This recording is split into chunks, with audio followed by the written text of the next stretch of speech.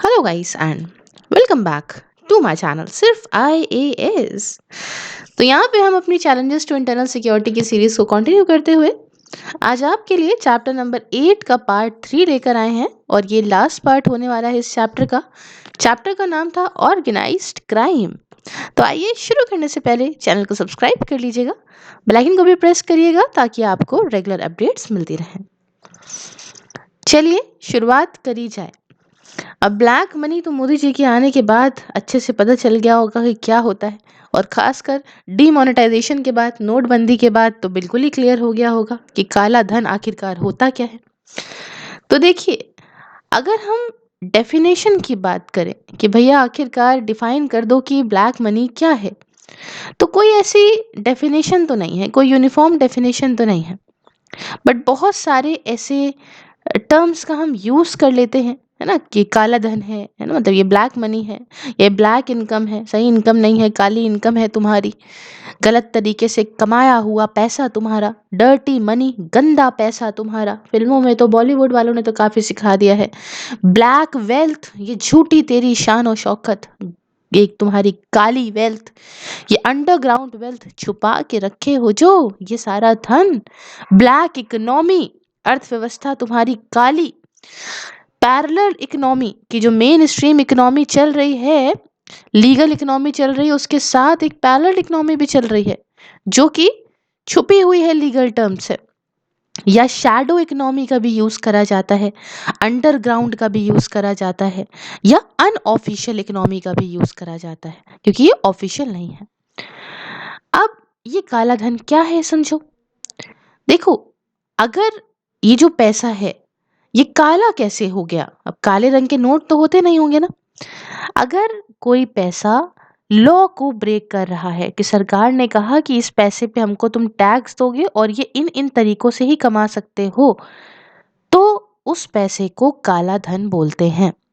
फिर से समझो, अगर पैसा लॉ को ब्रेक करे ओरिजिन के टाइम पे, जैसे कि सरकार ने कहा एक अच्छे कामों से पैसा कमाओ, कोई दिक्कत नहीं है, लेकिन तुमने कैसे कमाया है, ड्रग्स को बेच के कमाया है, तो वो ऐसा पैसा, या भाई उसका ओरिजिन या उसका मूवमेंट या उसका यूज, और ऐसे पैसे को अगर टैक्स अथॉरिटी में आपने रिपोर्ट नहीं करा है, टैक्स पर्पस मतलब उस पर पैसा नहीं टैक्स पे करा है, तो ये सारा पैसा ब्लैक मनी के अंदर आता है। फिर से एक बार समझो, ऐसा पैसा जिस पे या तो टैक्स ना पे करा गया हो या गलत कामों से कमाया गया हो, समझ रहे हैं, तो इन सब तरीकों से, या अगर उसका जो मूवमेंट है, उसका जो यूज है वो सही नहीं है, तो ये सारा ही पैसा जो है वो काले धन के अंदर आता है, मतलब ब्लैक मनी के अंदर आता है। अब देखिए, जैसे मान लीजिए कोई करप्शन, कोई भ्रष्टाचार से आपने पैसा कमाया है, कोई गलत तरीके, कोई इलीगल कामों से कमाया है, जैसे ड्रग की ट्रैफिकिंग करी, कोई ये जो फेक करेंसीज होती हैं उसके थ्रू आपने कमाया, किसी चीज़ की स्मगलिंग करी, आर्म्स की, वेपन्स की, है ना, तो इन सब से द्वारा कोई लीगल काम तो आप कर नहीं रहे हैं, तो इन सब से कमाया हुआ पैसा ब्लैक मनी के अंदर आता है। अब देखिए, इसमें सिर्फ अ, इसके अंदर जो है वो सब कुछ इंक्लूड होता है, वो सारे मार्केट बेस्ड लीगल प्रोडक्शन जो भी गुड्स का सर्विसेज का हो रहा है, और जो आपने छुपा के रखा है पब्लिक अथॉरिटी से कुछ रीजंस की वजह से, जैसे कि भाई आपने कुछ गुड्स प्रोड्यूस करे, या कुछ भी आपने मार्केट में आप गुड्स या सर्विसेज लेकर आए और आपने उसे पब्लिक अथॉरिटी से क्यों छुपाया, क्योंकि आप उस पर टैक्स नहीं देना चाहते थे। जैसे कि आप इनकम टैक्स आपने उस पर नहीं दिया, आपने उस पर एक्साइज ड्यूटी नहीं दी, आपने सेल्स टैक्स, स्टैम्प ड्यूटी वगैरह कुछ नहीं दिया, जीएसटी नहीं पे करा, या फिर आप कोई भी सरकार को भाई स्टैट्यूटरी कंट्रीब्यूशन देने से आप बच रहे हैं, इवेट कर रहे हैं ऐसा पेमेंट, आप मिनिमम वेजेस नहीं प्रोवाइड कर रहे हैं, या वर्किंग आवर्स या सेफ्टी स्टैंडर्ड वगैरह ये नहीं आप दे रहे हैं, या फिर जो भी लॉ हैं कंट्री के अंदर, आप उनके साथ उन लॉ के हिसाब से काम नहीं कर रहे हैं, या एडमिनिस्ट्रेटिव प्रोसीजर के हिसाब से काम नहीं कर रहे हैं, तो ये सारा ही पैसा है ये गलत तरीके का हो जाएगा और ये ब्लैक मनी के अंदर आ जाएगा। अब आप कहेंगे कि मैम आखिरकार ये क्या सोर्सेज हो सकते हैं, कहाँ कहाँ से ये ब्लैक मनी जो है वो आता है। तो देखिए, ब्लैक मनी यहाँ पे तीन तरह के सोर्सेज से आता है। पहला जो सोर्स होता है वो होता है क्राइम का, ठीक है, अब क्राइम आप कर रहे हैं, कोई जुर्म कर रहे हैं, उससे पैसा कमा रहे हैं। दूसरा आता है करप्शन के थ्रू, भ्रष्टाचार, ठीक है, लाओ भैया पेट भरेंगे हम जनता के पैसे से, है ना, ऐसा कुछ करते हैं। या तीसरा आता है बिजनेस के थ्रू। ठीक है, अब इन तीन तरीकों से ऐसा होता है कि ब्लैक मनी जनरेट होता है। अब जो क्रिमिनल वाला मैंने आपको बताया, जो क्रिमिनल एक्टिविटीज से आपने ब्लैक मनी निकाला, इसमें क्या हो सकता है? इसमें बहुत सारी तरीके हो सकते हैं। जैसे आपने यहाँ पे कोई फेक करेंसी का हिसाब किताब इधर उधर करा, ठीक है, या आपने कोई फोर्जरी करी, किसी के साथ धोखाधड़ी करी, कोई सिक्योरिटी के साथ फ्रॉड करा, कोई सेक्सुअली एक्सप्लॉइट करा, प्रोस्टिट्यूशन करा कि यहाँ पे प्रोस्टिट्यूट्स को इधर से उधर बेचा, या लड़कियों को इस प्रोस्टिट्यूशन के धंधे में और ला के उनको बेचा, उसके थ्रू आपने कमाया। आपने ड्रग्स बेच के कमाया, आपने बैंक के साथ फ्रॉड करा, या आपने इलीगल एक गलत तरीके से आर्म्स वगैरह का ट्रेडिंग करी है। तो ये सब एक क्राइम है, एक गुनाह है, और उससे कमाया हुआ पैसा ब्लैक मनी कहलाएगा क्रिमिनल कंपोनेंट के अंदर। अब दूसरा मैंने आपको क्या बताया था तरीका? करप्शन के थ्रू। करप्शन के थ्रू कैसे आएगा? ऐसा पैसा जिसमें आप घूस ले रहे हो, घूस मतलब ब्राइबरी, ब्राइब ले रहे हो, घूस ले रहे हो, या आप चोरी कर रहे हो, कुछ भी ऐसी पब्लिक ऑफिस के अंदर आप कुछ पैसा कमा रहे हो।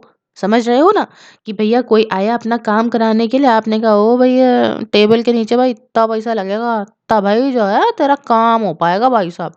तो ये वाला जो अगर काम आप कर रहे हो, तो इसका मतलब आप भ्रष्टाचार कर रहे हो, आप जो है वो सिस्टम में करप्शन प्रमोट कर रहे हो, और उस करप्शन से आप पैसा कमा रहे हो। समझ गए बात को? कि अब मान लो कि कोई किसी को ज़मीन पे कंस्ट्रक्शन करवाना था, और आपने उसके लिए कहा अरे ज़मीन पे तो हम तभी बनाना देंगे जब तुम हमको इतना इतना पैसा दोगे। तो फिर ये सब आता है ब्राइब के अंदर। समझ गए बात को, कि आपने किस तरीके से। अब बात आती है बिजनेस के। तो बिज़नेस ब्राइब्स वगैरह कैसे होंगे? कि अनऑथराइज़ कंस्ट्रक्शन जो आपने कराया है उसको रेगुलाइज़ करने के लिए आपने ब्राइब दी, या आपने जो सरकार के जो लीकेजेस हैं, है ना? सोशल स्पेंडिंग प्रोग्राम के, उसमें आपने जो है पैसा यहाँ से जो कमा लिया, या आपने भई और चीज़ें करी, जैसे कि ब्लैक मार्केटिंग करी, प्राइस कंट्रोल सर्विसेज़ की, ऐसी बहुत सारी चीज़ें हैं जिससे आप बिज़नेस के थ्रू भी पैसा ऐसा कमा सकते हो। तो ऐसे किसी भी गलत काम से जो पैसा कमाया जा रहा है, वो ब्लैक मनी के अंदर आ रहा है।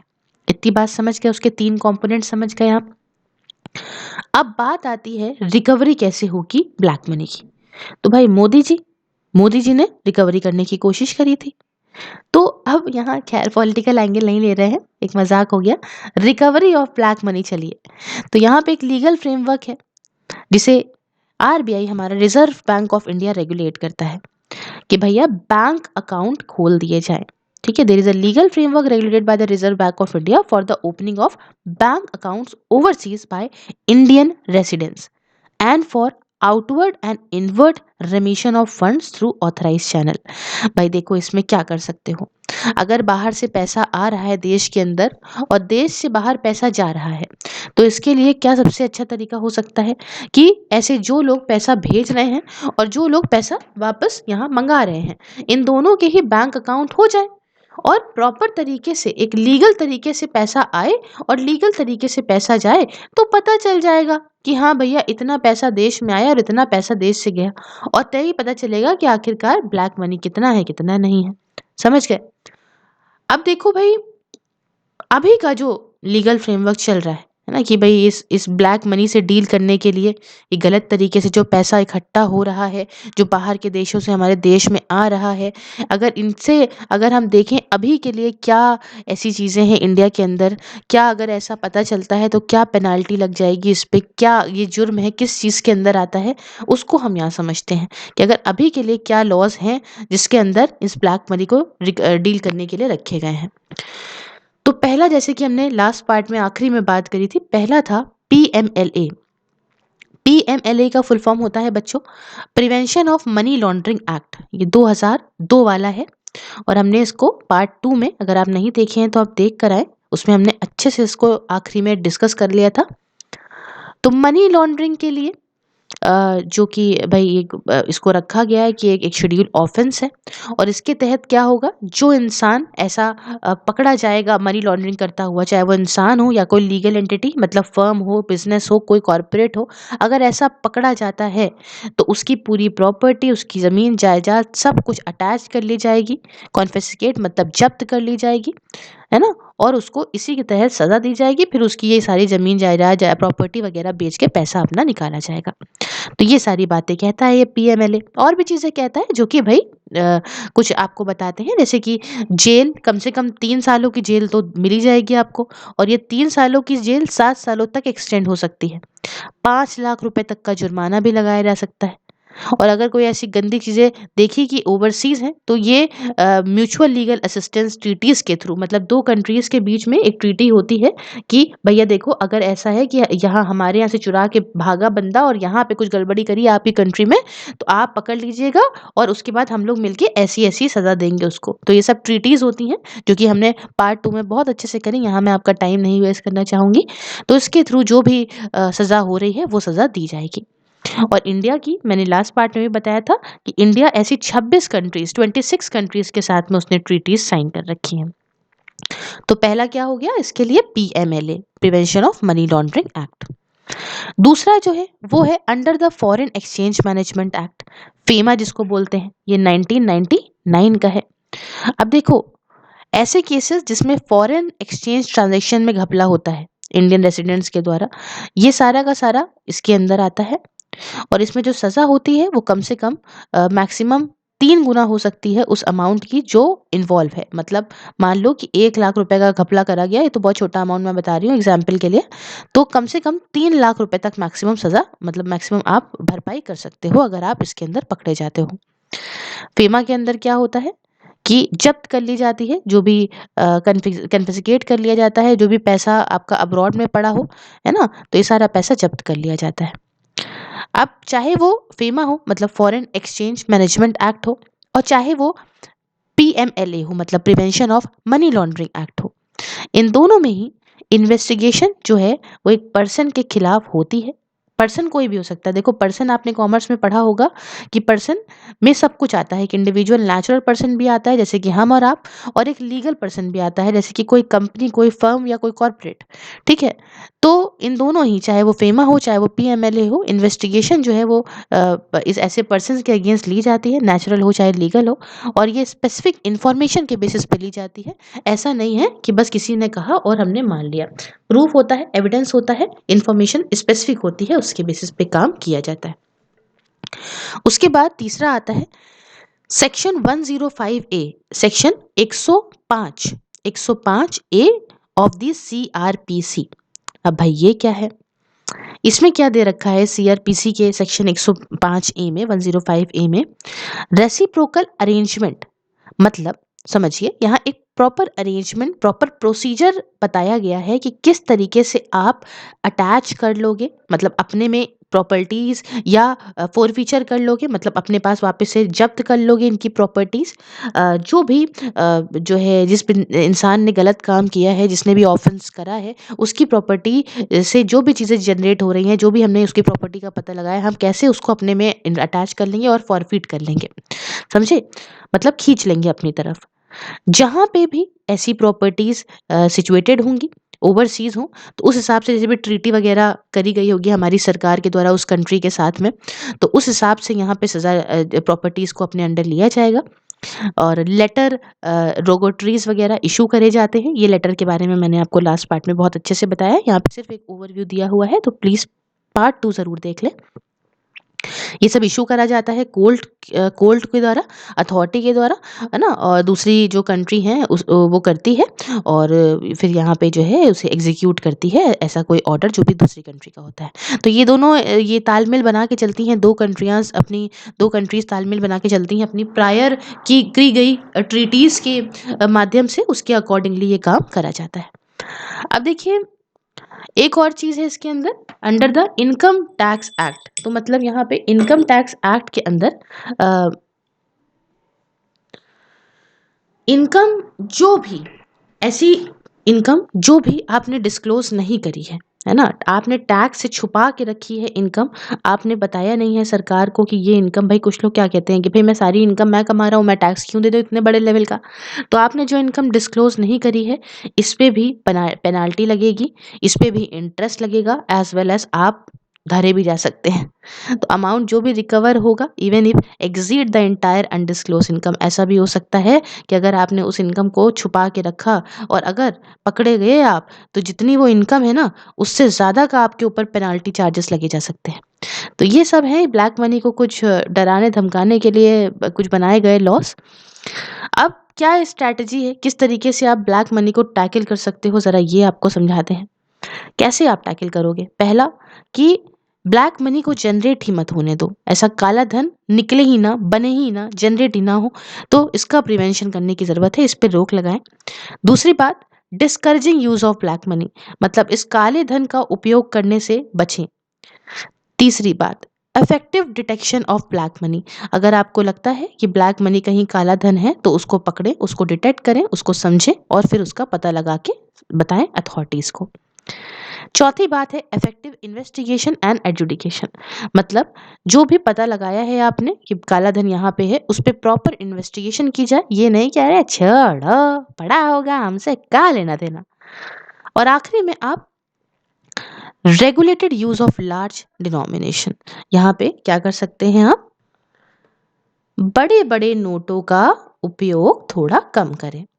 तो ऐसा कुछ हो सकता है। अब यहाँ पे देखिए एसआईटी की रिकमेंडेशन क्या है ब्लैक मनी को लेके। देखिए एसआईटी को फॉर्म कब करा गया था? इसको फॉर्म करा गया था 2014 में, 2014 में सुप्रीम कोर्ट ने बनाया था कि किस तरीके से हम इस काले धन पे रोक लगा सकते हैं, इसे पकड़ सकते हैं। कुछ रिकमेंडेशन की बात करते हैं। ये 5वीं एसआईटी थी, 5th एसआईटी थी ब्लैक मनी के ऊपर। तो आइए बात करें। पहला इन्होंने कहा कि कंप्लीट बैन लगा दो, एकदम रोक लगा दो ऐसे कैश ट्रांजैक्शन पे जो कि 3 लाख से ऊपर हो, मतलब कैश ट्रांजैक्शन आप 3 लाख से ऊपर नहीं कर सकते। यहाँ पे स्पेसिफिक प्रोविजन होनी चाहिए एक्ट के अंदर कि जो कैश ट्रांजैक्शन है ना, जो यहाँ पे कैश में ट्रांजैक्शन हो रहा है, in cash above threshold limit shall be deemed as illegal, invalid and punishable under law. यहाँ पे एक ऐसी प्रोविजन आ जाए एक्ट के अंदर और जिसके अंदर ये बात कही जाए कि अगर जो भी बताया है कि 3 लाख से ऊपर कैश लिमिट आप नहीं यूज़ कर सकते, तो अगर कोई 3 लाख से ऊपर कैश लिमिट यूज़ करता है तो ये वो इलीगल काम कर रहा है, इनवैलिड काम कर रहा है और उसको यहाँ पे पनिशमेंट दी जाएगी लॉ के हिसाब से। दूसरी बात एसआईटी ने रिकमेंड करी कि यहाँ पे इफ अगर मान लीजिए 3 लाख से ज़्यादा का कैश विड्रॉल हो रहा है बैंक से, तो बैंक यहाँ पे देखे कि भाई कंसिडर करे इसे सस्पिशियस एक्टिविटी एंड ये FIU को, फाइनेंशियल इंटेलिजेंस यूनिट इंडिया जो है, इसको यहाँ पे बताए, रिपोर्ट करे और इनकम टैक्स डिपार्टमेंट को भी रिपोर्ट करे कि 3 लाख से ज़्यादा का यहाँ हमारे बैंक से कैश जो है निकाला गया है। तीसरी बात, जो मैक्सिमम लिमिट हो कैश होल्डिंग की, इसे फिक्स कर दिया जाए 10 से 15 लाख रुपए तक।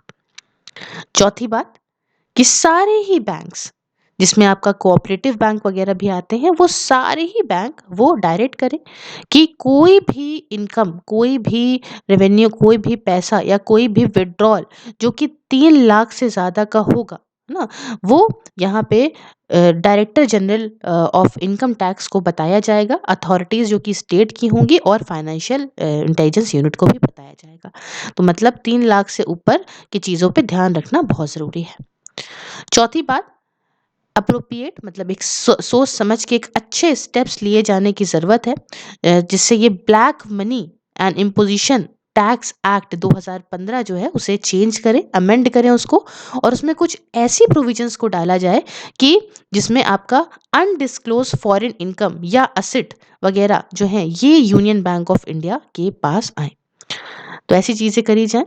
और आखिरी में इन्होंने कहा, रिकमेंड किया कि किसी भी अमाउंट को मतलब बिफोर इन्वेस्टिंग एनी अमाउंट और purchasing any property outside the country, ये बाहर किसी भी अमाउंट को इन्वेस्ट करने से पहले या किसी भी प्रॉपर्टी को अगर आप बाहर कंट्री के बाहर खरीद रहे हैं उसके पहले, तो जो एसएससी है ये एक concern jurisdictional commissioner of income tax department से इन्फॉर्म करेगा उसको। ऐसे नहीं बस पैसा उठाया और जाके लंदन में ज़मीन ले ली, ऐसा नहीं है। एक प्रॉपर अथॉरिटी जो आपके जुरिस्डिक्शनल जो कमिश्नर है इनकम टैक्स डिपार्टमेंट के स्टेट के, उनको आपको इन्फॉर्म करना होगा कि मैं फला फला पैसे से इस कंट्री में ज़मीन ले रहा हूँ या इतना इतना पैसा इन्वेस्ट करने जा रहा हूँ और इसके लिए मैं आपसे परमिशन लेना चाहता हूँ। मैंने ये पैसा बहुत ही लीगल टर्म से यहाँ फला फला फला जगह से कमाया है। तो इन सब की रिकमेंडेशन थी एसआईटी की। और सुप्रीम कोर्ट आप जानते हैं कभी भी फॉर्म कर सकती है एसआईटी को। वो इन्वेस्टिगेट करेगी कोई भी फ्यूचर मैटर जो भी काले धन से ब्लैक मनी से रिलेटेड होगा और जैसा भी सजेशन चाहेगी वो देगी इसको कर्व करने के लिए। तो ये कुछ थी बातें। अब बात आगे बढ़ाते हैं और इस पूरे चैप्टर का लास्ट टॉपिक भी चलिए डिस्कस कर ही लेते हैं। वो है Maharashtra control of organised crime act 1999। तो भाई ये क्या है थोड़ा जानते हैं। Maharashtra control of organised crime act 1999 ये एक लॉ है जिसे महाराष्ट्र की सरकार ने 1999 में मतलब 1999 में इनैक्ट करा था। किस लिए इनैक्ट करा था? ताकि ये जो क्राइम है ऑर्गेनाइज क्राइम है ये जो टेररिज्म है इससे लड़ सकें।